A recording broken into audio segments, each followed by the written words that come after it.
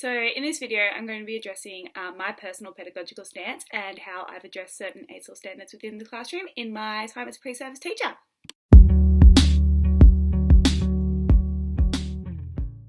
My personal pedagogical view or stance is mostly influenced by Dewey and Hinchy's refinement of the constructivist versus positivist view in the classroom. When teaching, I definitely believe that I'm more of a constructivist teacher, and I prefer my students to be exploring their own knowledge and finding their own knowledge rather than having me give them a fact and then repeating that fact. Much like Hinchy states, I do want my students to be giving a meaning and giving an understanding to the curriculum. And being able to base their world on that. Another major influence on my personal pedagogical stance is Thompson's theory of virtual school bags. This is all the information my students are already bringing to school with them. It can come from their cultures, their communities, and just their world outside of school. And as a teacher, I think it's really important that I'm aware of what's in my students' virtual school bags and what they're bringing with them and how I can make a lesson more engaging for them that's either not repetitive or is bringing in their culture and bringing in their pre-learning and just making it really engaging, inviting space for my students. So addressing first standard 1.5, which is differentiated teaching to meet the specific needs of students.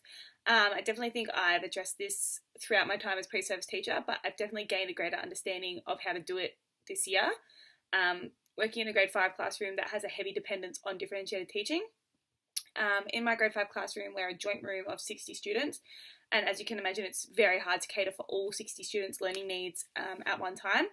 But I found that the school that I'm at has a great way of combating this issue, and they really want all of their students' needs to be met.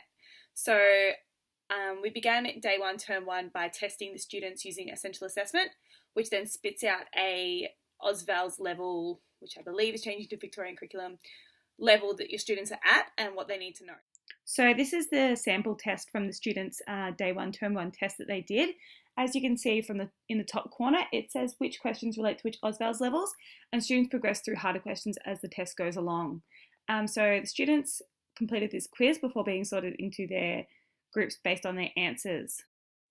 Here we have the students' results from that first test on day 1. You can see highlighted in pink the Ausval's level where they completed at, so 4, 4.5 and 3 are the most common for my grade 5 testing. So students were then sorted into their differentiated maths groups based off the levels that they received here. In the middle, you can also see that there are some that are crossed out, and these are the areas they. So we split our students up into these groups based off of their results on the tests, and then that way all students are working in their zones of proximal development, which is Vygotski's term for differentiated learning. So all students are working at a level that they need. They're all challenged within their learning, and you don't have students either lagging behind or pushing too far ahead and being bored. All of your students are at where they need to be in their zone of proximal development. So my students are tested and divided into differentiated learning groups in both literacy and numeracy. Working first through numeracy, so we have an introduction topic which all of my students take part in, and so they all begin with the same base level of understanding of a certain topic. However, then they're divided into their 3 rotation groups. We have a enabling group, a mid-range group, and an extension group. So with these groups, it's my responsibility whenever I'm the teacher in charge to make sure that my students are being taught what they need to be taught for their level. So that means that I'm making lesson plans for both of the explicit teaching groups and what they're going to be teaching in that time, as well as individualised worksheets for individual learning. So these worksheets are providing challenges for my students so that they're really pushed in their learning. Often what will occur is that my Chooks, which is my enabling group, will have a crossover of worksheets with the Ducks, which is my mid-range group, and then a crossover with the Magpies, so that students, their differentiated learning is occurring and it's going up through the scale. However, there is a crossover in their sheets so that they're not feeling targeted as a lower learner. I think that's really a really important part of differentiated learning, is making sure your students all feel equal to one another. The next standard I would like to discuss is standard 3.1, which is establishing challenging learning goals for all students in the classroom. So while this can go hand in hand with differentiated learning, I feel like it's really important to highlight the individualised needs of each student in your class and when their learning goals are going to need to be challenged.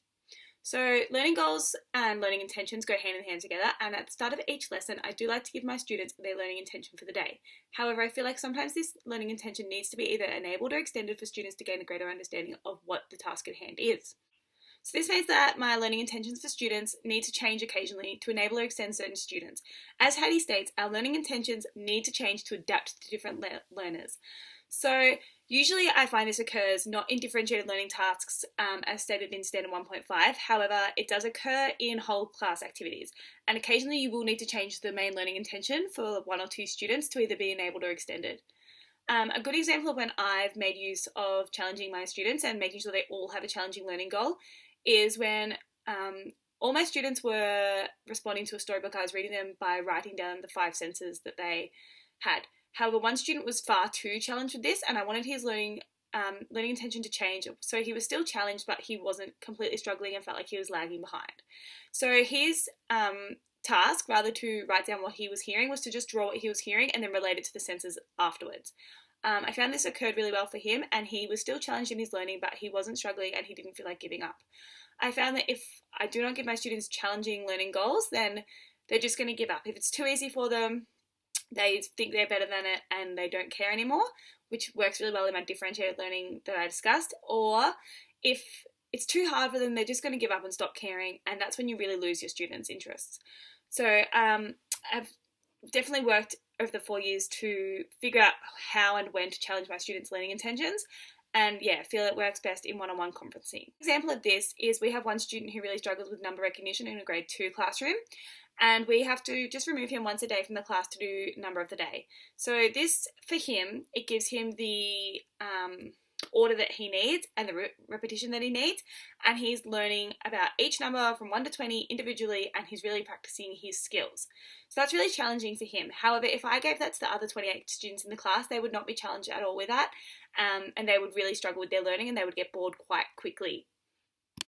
A further example of how I've given students challenging learning goals is every Friday in my grade 5 class, we do revision on the week's topic, and on the board there'll be questions based off the week's topic that all the students need to attempt.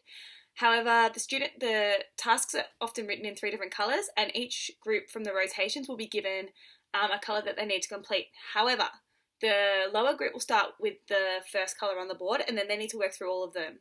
However, so I find this challenges them because they want to push themselves to get to the next colour and get to that next learning phase. Then my highest group in the classroom, who really need to be extended in their learning, their questions are quite difficult, and that really pushes them. So all of my students are working together on the same task, but they are all challenged within it. So the final standard that I will be addressing in this video is Standard 5.1, which is to assess student learning. And as a graduate, that means that I have to be able to demonstrate an understanding of assessment strategies, including formal and informal, diagnostic, formative, summative approaches to assessing student learning. So this means that I'm able to see a growth in my students' learning. So I've definitely discovered some strategies to this, as well as actually implementing my own assessment. So I'll start with the strategies that I've discovered. My favourite strategy is definitely the use of triangle assessment, which I know some people may not have heard of before, but it also ties in really well to ACEL Standard 1.2, which is understanding how your students learn. So the triangle assessment is really just a new way of assessing students, where you're just not only assessing what is pen to paper tests, you're also working through their observations, their interpretation and their cognition. So you may be able to have a conversation with a student and really assess what's going on, whether they have an understanding of it that they weren't quite able to put pen to paper with, or they may be able to draw a picture of it, or just depends on how their interpretation of it works really, and what you can do for your students. I found it a really successful way to assess my students, and the placement school that I'm at assesses all their students through this, and they make notes of if their students have not done so well cognitively on the test, that they then have had interactions with them on the same topic where they've shown an understanding of it, and they include these in when assessing students' learning. So this is the triangle assessment diagram and sourced from the Carnegie Mellon University. So as you can see, there's observations, interpretation and cognition, and they all relate to one another. So it's a really good way to assess the students, as I already said, and looking at their tasks, situations, methods, tools, and the theories of learning, all as one interrelated source.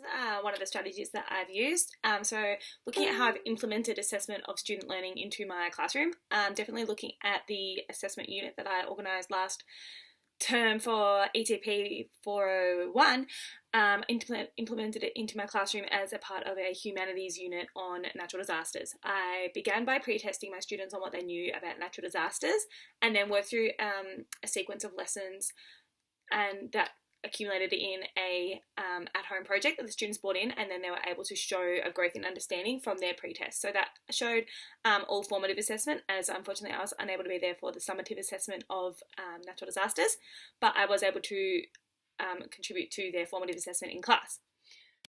So this is the rubric that I created for the students' natural disasters project, based off their written work as well as their presentation at the end of the week. I feel like students really related well to the emojis used, and they were able to assess their own feelings about their work, as well as being able to have a conversation about it. And even for those students that were comfortable talking, they were able to point what they wanted to. So other than the formative assessment of this, I've also worked in summative assessment in terms of NAPLAN, and been able to be at a school when NAPLAN occurred and watch the students in their preparation for NAPLAN, then being at the school when the NAPLAN results come back out and being able to interpret the data with the teachers and assess students' learning from the NAPLAN, and then go on to see what we need to address in class. I've also been a part of some really good grade prep classrooms where they use the 100 sight words with the grade preps, and they assess their learning once a week to really see where their students are going and if they're growing in their understanding. This also is really good for highlighting their phonetic issues that they're having, and where they need to address these in the classroom, and what sounds they're really struggling with and what the majority is struggling with.